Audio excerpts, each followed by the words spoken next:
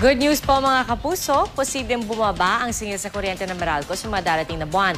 Nagpetisyon kasi ang Meralco sa Energy Regulatory Commission na i-refund ang sobrang singil ng Power Assets and Liabilities Management Corporation o PSAM noong July 2008 hanggang May 2012. Balita hatid ni Bernadette Reyes.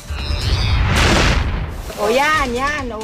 Umabot na ng 2,000. Mula sa dating 900 pesos, halos 2,000 pesos na ang bayarin ni Lourdes Ferrer sa kuryente.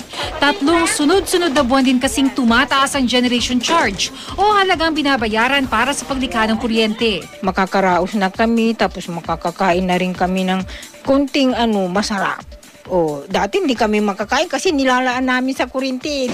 Pero may malaking bawas single daw ang Meralco ngayong buwan. Yung mga kondisyon kasi kung bakit tumaas yung bill nung nakaraang buwan ng August ay wala na ngayon. No? Katulad nung naging shutdown dun sa Malampaya Pipeline na nagresulta sa pagtaas sa singil ng kuryente sapagkat gumamit ng mas mahal na fuel source. Bukod dito, makakaasa raw ang customers ng Meralco na bababa pa ang kuryente.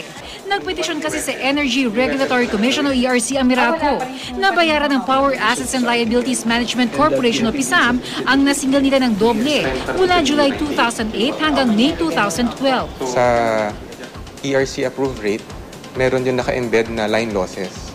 But nung nagkaroon na ng spot market, and the spot market computation also accounts for line losses sa transmission system, kailangan nagkaroon ng adjustment sana sa manner of computation ng mga rates ng generator. 9.1 billion pesos ang hinihiling ng Meralco na i-refund ng PSAM sa kanilang mga customers. Pero sa ngayon, wala pang pinal na desisyon kung magkano papatak per kilowatt-hour ang dapat na ibalik sa mga Meralco customers. Antayin na lang natin yung mekanismo nga kung paano ito i-reflect. Most probably dun sa generation charge portion. Ngayong Huwebes daw may mailalabas ng datos ang Meralco kung magkano ang mababawas sa inyong bill. Bernadette Reyes, GMA News.